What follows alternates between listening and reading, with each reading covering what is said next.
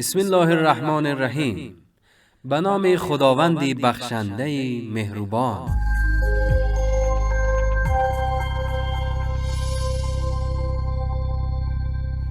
در بخش صدای سلامت میشنوید از درمان‌های ساده و آسان و خاصیت‌های گیاهان. در این بخش آشنا می‌شوید با بیماری‌ها و درمان آنها.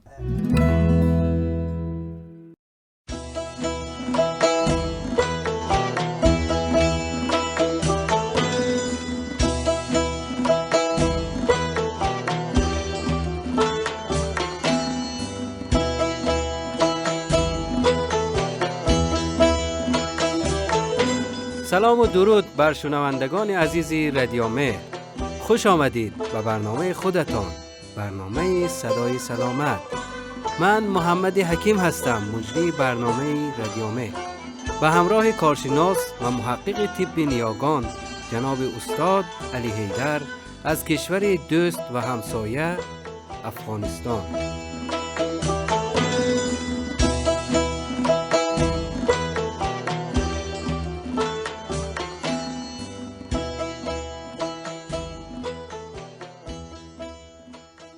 سلام علیکم استاد عزیز، خوش آمدید به استودیوی رادیو مهر.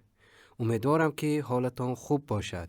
سلام علیکم خدمت شما و همکاران رادیو مهر و همچنین خدمت شنوندگان عزیز سلام عرض میکنم و امیدوار هستم که حالشان خوب باشه.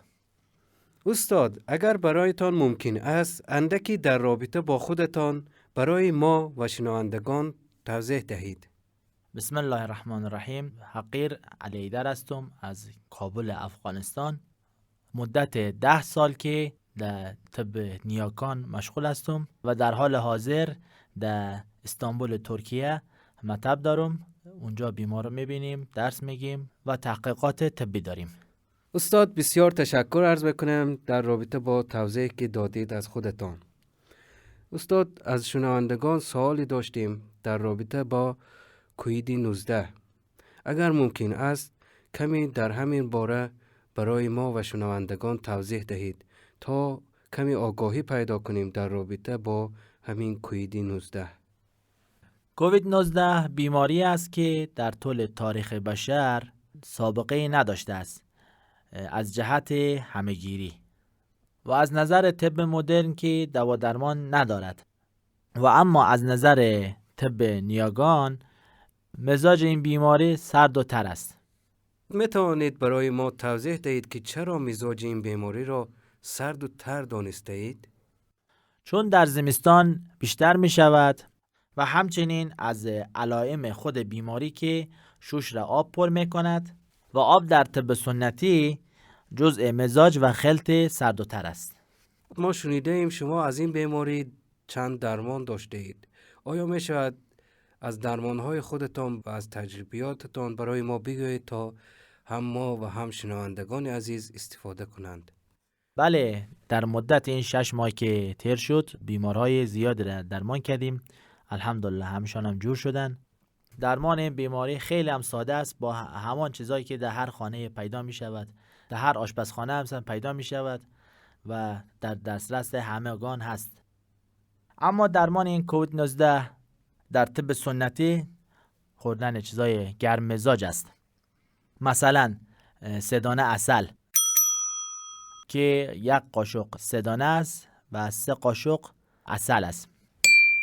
مثل سرکه به تاجیکی شما شنوندگان عزیز چسناک است.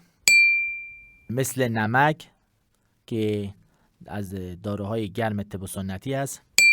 مثل پیاز که الا ماشاءالله مصرفش خیلی زیاد است و همه چیزهایی که در هر آشپزخانه هست مزاجشان گرم و خشک است. و داروی دیگری که ما به بیمارای کووید 19 توصیه کردیم و الحمدلله نتیجه گرفتن و جور شدن و شما به راحتی میتونید او را تهیه کنید. یک داروی ترکیبی است، خیلی هم ترکیباش ساده است. زنجبیل 1 قاشق مرباخوری، مرچ سیاه 1 قاشق غذاخوری، پودر سیر 1 قاشق غذاخوری. بعد روغن زیتون به قدر باشه که این 3 تا را بپوشانه. اینا را مخلوط میکنین. بعد مخلوط که کردین روی غذاهایتان 1 قاشق از این میریزین، نوش جان میکنین. استاد علائم کووید 19 چی است؟ علائم مشهورش تب است که بر روسی تمپراتوره میگویند، سرفه های شدید، عطسه های پشت سر هم، بعد آبریزش بینی، سردرد مداوم و خستگی و کوفتگی بدن. استاد بسیار ممنون از توضیحات شما و تشکر میکنیم از شنوندگان عزیز رادیو که تا اینجای برنامه با ما همراه بودند. منم از طرف خودم تشکر میکنم از حضرت عالی و شنوندگان عزیز که تا اینجا ما را همراهی کردن. امیدوارم که پناهشان در خدا باشه. تا برنامه بعد خدا نگهدارشان.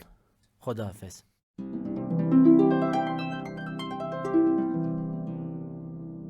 شنوندگان عزیز، سوالات و پیشنهادهای خود را که در رابطه با بیماری یا تب یاگان است به شماره واتساپ +49 177 390 99 94 ارسال کنید.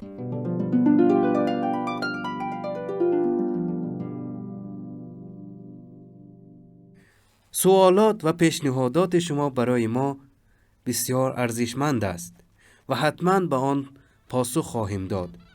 شنوندگان عزیز، ما در برنامه‌های آینده در رابطه با بیماری‌ها و راه‌های درمان ساده آن صحبت می‌کنیم. دوستان فارسی زبان، لطفاً برنامه ما را دنبال کنید. امیدوارم از این برنامه استفاده لازم را برده باشید.